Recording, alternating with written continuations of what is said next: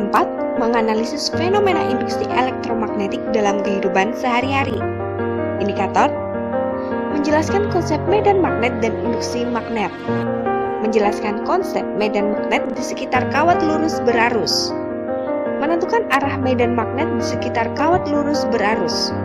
Tujuan video pembelajaran ini adalah menentukan pola medan magnet dan menentukan arah medan magnet di sekitar kawat lurus berarus.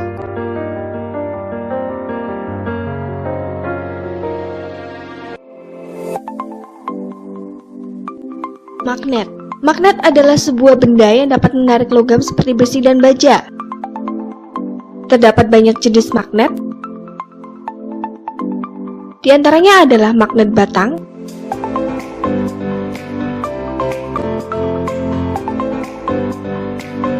magnet U, magnet jarum,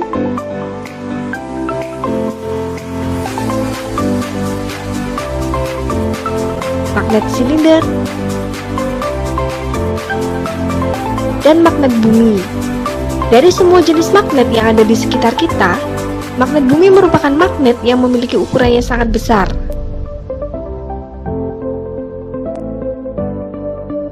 Kemagnetan dapat dilihat melalui beberapa fenomena yang ada di sekitar kita, seperti fenomena pembentukan aurora, kereta api levitasi magnetik atau magnetic levitation train, jarum kompas, hingga pada benda-benda yang sering kita gunakan seperti pengait pada dompet dan hiasan pada kulkas.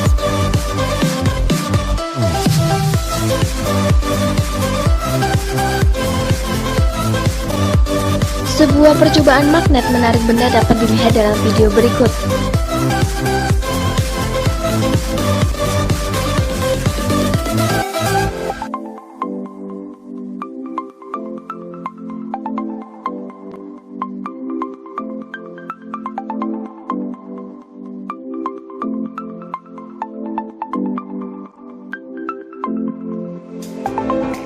Amati simpangan yang terjadi pada tiap-tiap jarum kompas.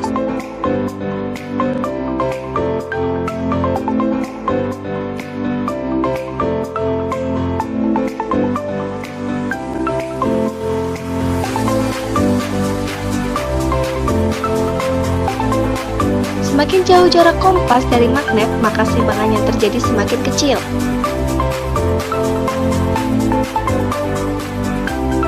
Dapat dilihat bahwa pada jarak tertentu jarum kompas tidak mengalami pergerakan. Hal ini menunjukkan bahwa gaya tarik oleh magnet berlaku pada daerah tertentu di sekitar magnet. Daerah tersebut yang dinamakan medan magnet.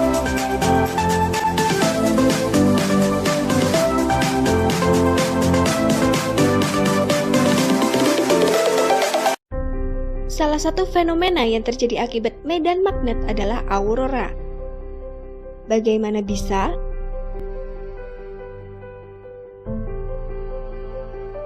Berawal dari reaksi inti yang terjadi dalam matahari yang menghasilkan energi yang sangat besar sehingga terbentuk medan magnet yang sangat kuat. Medan yang tak terbendung kemudian terpancar dalam bentuk partikel bermuatan.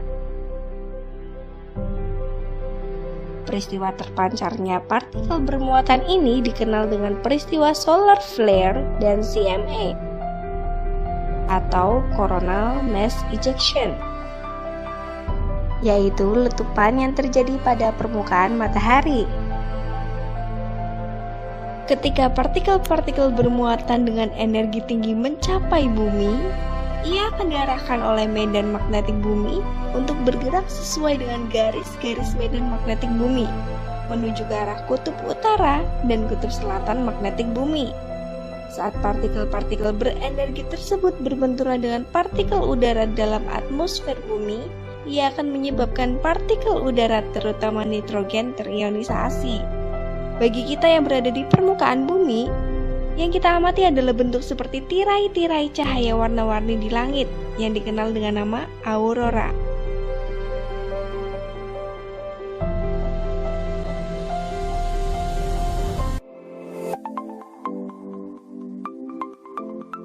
Medan magnet merupakan besaran vektor yang disimbolkan dengan huruf B. Dengan satuan Weber per meter persegi atau Tesla. Magnet memiliki dua kutub, yaitu kutub utara magnet yang ditandai dengan warna merah dan kutub selatan magnet yang ditandai dengan warna biru.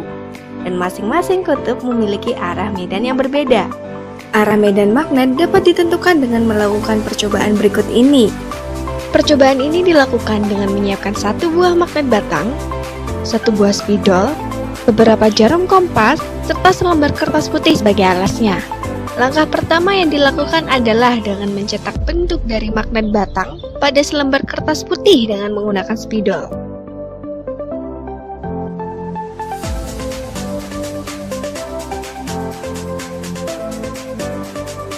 Langkah kedua adalah dengan menyusun satu persatu jarum kompas di sekitar gambar magnet batang yang telah dicetak. Setelah jarum kompas tersusun rapi di sekitar magnet, letakkan kembali magnet batang pada gambar. Lalu amati simpangan yang terjadi pada tiap-tiap jarum kompas. Perhatikan simpangan yang terjadi di sekitar kutub utara magnet batang, bahwa kutub utara magnet menarik kutub selatan jarum kompas, sehingga kutub selatan jarum kompas mengarah pada utara magnet. Sedangkan di sekitar kutub selatan magnet, kutub utara jarum kompaslah yang mengarah pada kutub selatan magnet, dan kutub selatan jarum kompas mengarah menjauhi selatan magnet.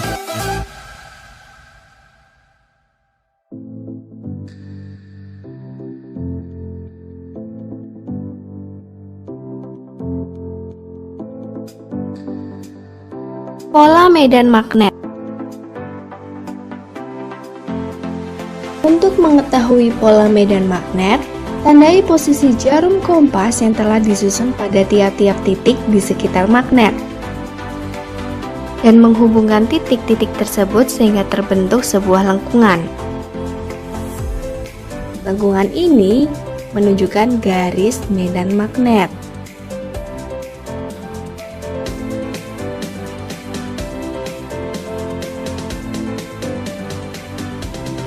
Menggunakan cara yang sama, yaitu dengan menempatkan beberapa jarum kompas di sekitar magnet dengan jarak yang berbeda, gambar sebanyak mungkin medan magnet di bagian atas dan bagian bawah magnet batang. Maka akan terbentuk garis-garis yang membentuk pola. Garis ini mewakili bidang magnet di sekitar magnet batang yang dikenal dengan istilah medan magnet. Medan magnet adalah daerah di sekitar magnet di mana gaya magnet masih berpengaruh. Kuat medan magnet diindikasikan dengan derajat kedekatan garis medan magnet. Derajat kedekatan garis medan magnet terlihat pada kedua kutub magnet batang. Jadi, medan magnet terkuat terletak di daerah kutub magnet. Mari kita lihat simpangan yang terjadi pada jarum kompas berikut. Simpangan jarum kompas semakin melebar ketika jarum kompas dipindahkan ke daerah kutub magnet.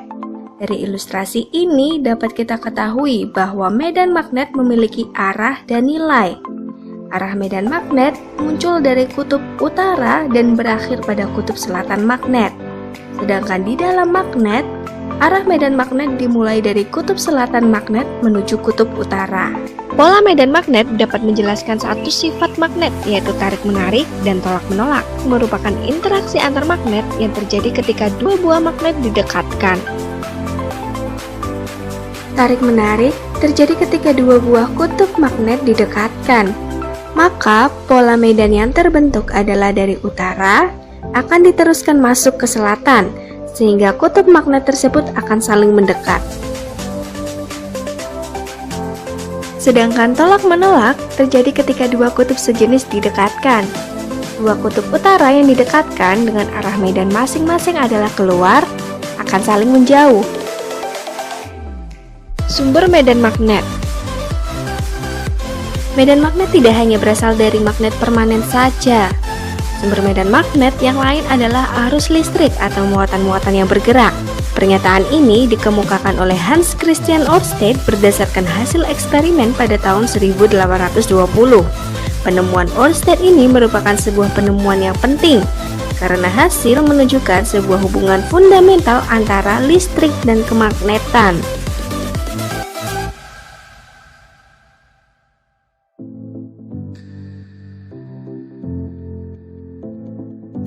Alat yang dibutuhkan untuk melakukan percobaan ini diantaranya adalah kawat lurus dan jarum kompas, klem dan statif, kabel penghubung dan catu daya, serta resistor sebagai pengatur besar arus yang akan dialirkan. Proses pemasangan dilakukan dengan menghubungkan kawat lurus, resistor, beserta catu daya dengan menggunakan kabel penghubung. Dalam percobaan ini digunakan kabel berwarna kuning dan biru. Kabel berwarna kuning diletakkan pada lubang merah yang menunjukkan kutub positif, sedangkan kabel berwarna biru dihubungkan pada lubang berwarna hitam yang menunjukkan kutub negatif.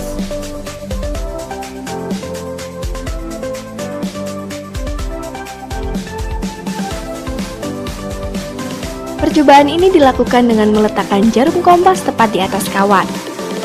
Perhatikan posisi awal jarum yang berada tepat mengarah pada kutub utara kompas. Tekan tombol power pada catu daya untuk mengalirkan arus dan amati kedudukan jarum kompas. Jarum kompas menyimpang ke arah barat, dan ketika aliran listrik diputus, kedudukan jarum kompas kembali ke posisi semula. Berikut adalah penjelasan mengenai percobaan Oersted yang pertama. Video percobaan Oersted dapat divisualisasikan secara sederhana dalam penjelasan berikut. Dapat diibaratkan sebuah kawat dalam percobaan sebagai sebuah garis dengan arus yang mengalir dari kutub positif menuju kutub negatif. Atau jika kita buat perumpamaan dengan arah mata angin, maka arus mengalir dari utara menuju selatan. Jika diumpamakan arah utara berada di sebelah kanan dan selatan berada di sebelah kiri, maka arah barat adalah masuk ke dalam bidang, sedang arah timur adalah keluar bidang. Pada posisi awal, jarum kompas berada tepat di atas kawat dan mengarah ke utara.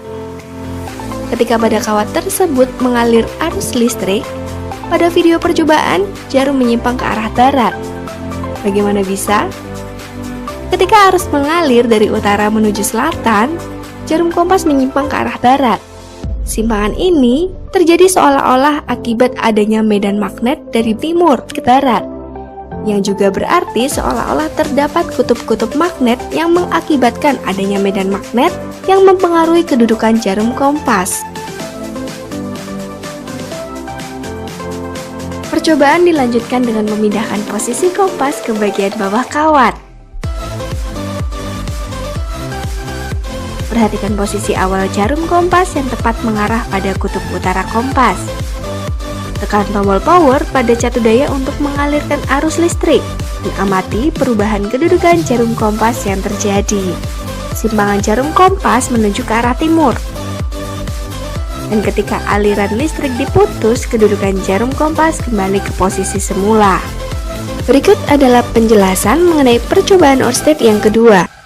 Video percobaan kedua dapat dijelaskan secara sederhana, yaitu dengan mengibaratkan garis pada gambar sebagai kawat berarus, dengan arah arus yaitu dari kutub positif menuju kutub negatif, atau dari utara menuju ke selatan. Maka, dengan demikian, posisi awal jarum kompas menuju ke arah utara dan berada di bawah kawat. Ketika pada kawat tersebut mengalir arus listrik, dalam video percobaan menunjukkan perubahan kedudukan jarum kompas ke arah timur. Bagaimana bisa? Ketika arus mengalir dari utara menuju selatan, jarum kompas menyimpang ke arah timur. Simpangan ini terjadi seolah-olah akibat adanya medan magnet dari barat ke timur, yang juga berarti seolah-olah terdapat kutub-kutub magnet yang mengakibatkan adanya medan magnet yang mempengaruhi kedudukan jarum kompas. Dari kedua percobaan tadi, arah simpangan jarum kompas yang diperoleh berbeda untuk setiap posisi jarum. Hal tersebut menunjukkan bahwa arah medan di setiap sisi kawat berarus berbeda. Berdasarkan percobaan disimpulkan bahwa penyimpangan jarum kompas ternyata disebabkan oleh medan magnetik yang ditimbulkan saat kawat dialiri arus listrik. Medan magnet yang timbul akibat adanya arus listrik inilah yang disebut dengan induksi magnetik.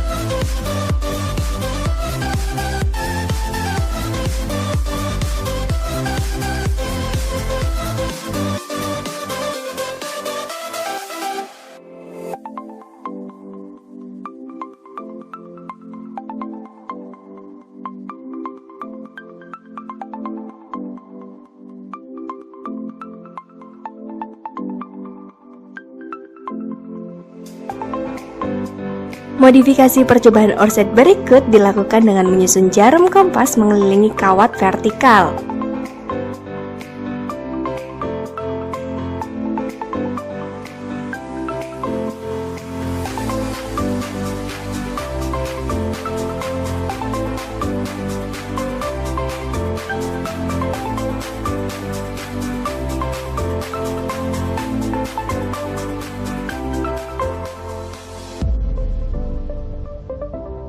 Perhatikan posisi jarum kompas. Keempat jarum kompas mengarah pada posisi utara kompas masing-masing. Kemudian tekan tombol power pada catu daya untuk menghasilkan arus listrik. Amati arah pergerakan kompas di sekitar kawat. Amati juga bahwa jarum kompas membentuk pola tertentu. Dan ketika arus listrik diputus, jarum kompas kembali ke posisi semula.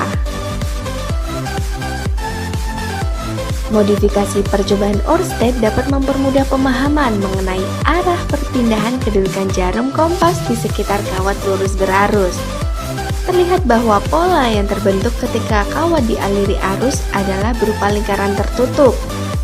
Pada demonstrasi percobaan Oersted yang telah dilakukan, arus mengalir dari atas ke bawah.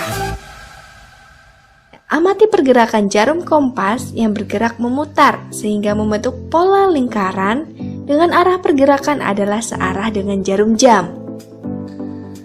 Jika kita balik pergerakan arah arus menjadi dari bawah ke atas, perhatikan pergerakan jarum kompas. Arah pergerakan jarum kompas adalah berlawanan arah jarum jam. Berdasarkan dua fenomena tersebut, arah medan magnet dapat ditentukan dengan mudah dengan menggunakan aturan tangan kanan.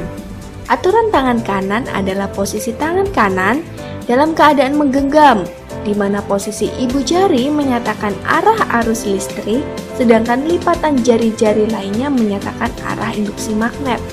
Dengan demikian, jika arus mengalir ke atas, maka arah induksi magnet adalah berlawanan arah jarum jam. Dan jika arus mengalir ke bawah, arah induksi magnet adalah searah dengan perputaran jarum jam.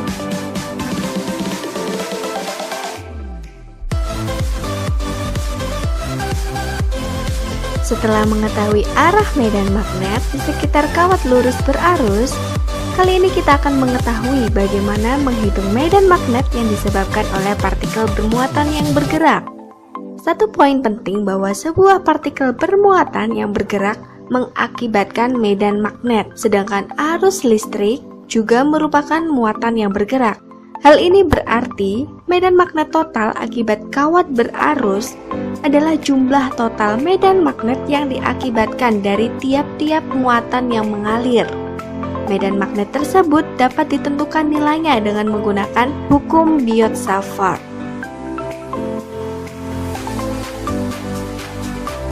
Partikel yang mengalir dapat menghasilkan medan listrik. Untuk menghitung medan listrik pada sebuah titik di dalam ruang, kita gunakan yang disebut dengan hukum Coulomb. Dalam magnet, perhitungan mengenai medan magnet dapat dilakukan dengan menggunakan hukum Biot-Savart dan hukum Ampere.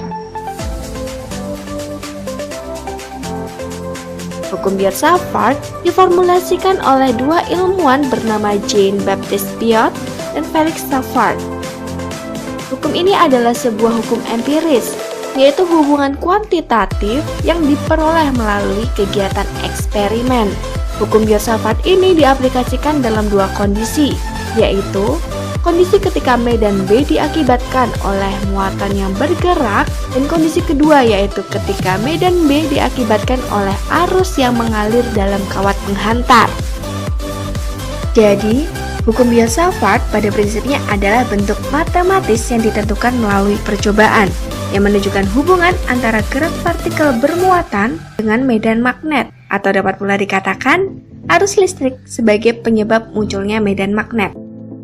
Medan magnet oleh gerak partikel bermuatan. Misalkan sebuah partikel bermuatan positif bergerak ke atas dengan kecepatan v. Dan misalkan pula kita akan menghitung medan magnet di titik P dengan jarak R dari muatan tersebut. dan mendefinisikan R bertopi sebagai vektor satuan posisi dari Q ke titik P.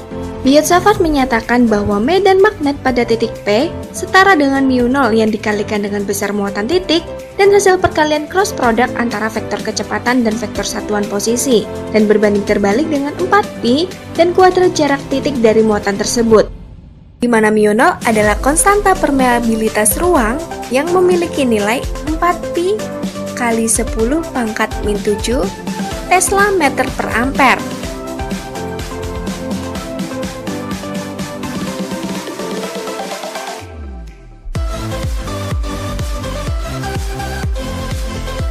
Vektor satuan posisi didefinisikan sebagai vektor R per R, sehingga persamaan medan magnet di titik B bisa digantikan menjadi mu0 yang dikalikan dengan besar muatan titik dan hasil perkalian cross product antara vektor kecepatan dan vektor posisi, dan berbanding terbalik dengan 4pi dan R pangkat 3. Persamaan tersebut mengandung operasi perkalian vektor, yaitu cross product antara vektor kecepatan dan vektor posisi.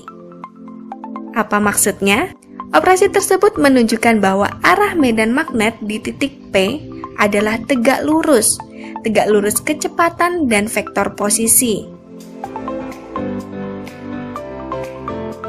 Pernyataan ini sangatlah menarik karena saat dibandingkan arah medan magnet dan medan listrik di titik P, keduanya sangatlah berbeda. Arah medan listrik di sekitar muatan titik adalah keluar atau bahkan masuk secara radial.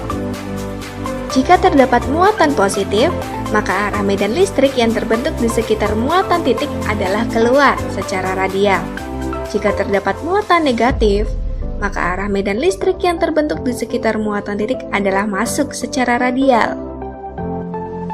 Arah medan magnet akibat muatan yang bergerak. Jika sebuah muatan positif bergerak pada arah V, dan kita ingin mengetahui bagaimana arah medan magnet di titik P,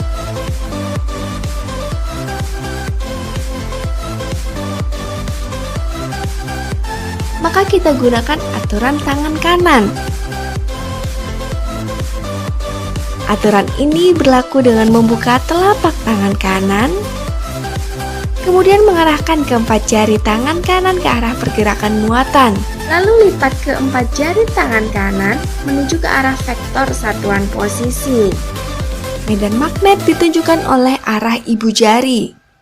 Jadi, medan B pada titik P adalah keluar bidang yang ditandai dengan simbol titik. Simbol titik menyatakan arah medan magnet keluar bidang. Sedangkan simbol X menyatakan arah medan magnet masuk bidang gambar. Medan magnet selalu tegak lurus terhadap bidang gambar, sedangkan medan listrik selalu sejajar bidang gambar. Medan magnet oleh arus listrik. Jika terdapat arus listrik dalam sebuah penghantar dan sebuah titik P yang akan diketahui nilai medan magnetnya, maka kita dapat memotong kawat penghantar tersebut menjadi bagian yang sangat kecil. Bagian ini dinamakan elemen panjang. Sehingga, panjang total penghantar adalah jumlah vektor elemen panjangnya. Biot-Savart menyatakan bahwa besarnya medan magnet oleh arus listrik adalah mu0 dikalikan dengan hasil cross product antara vektor elemen arus dengan vektor satuan posisi yang dibagi dengan 4pi dan kuadrat jarak antara titik P dan elemen arus, atau dapat juga ditulis dalam persamaan berikut. Keduanya adalah bentuk vektor dari persamaan Biot-Savart, di mana mu0 adalah konstanta permeabilitas ruang, sedangkan R adalah jarak antara titik P dengan elemen arus. Sedangkan IDL adalah elemen arus yang merupakan sumber medan magnet. Dalam persamaan tersebut mengandung perkalian cross product antara vektor elemen arus dengan vektor posisi, yang berarti bahwa arah medan magnet oleh arus listrik adalah tegak lurus terhadap vektor elemen arus dan vektor posisi. Dua poin utama pada hukum Biot-Savart yaitu bahwa medan magnet oleh gerak partikel bermuatan dinyatakan pada persamaan berikut, dan medan magnet oleh arus listrik dinyatakan dalam persamaan berikut. dB adalah medan magnet yang dihasilkan dari elemen arus IDL, sehingga medan magnet total dapat diperoleh dengan menjumlahkan vektor medan magnet pada tiap-tiap elemen arus.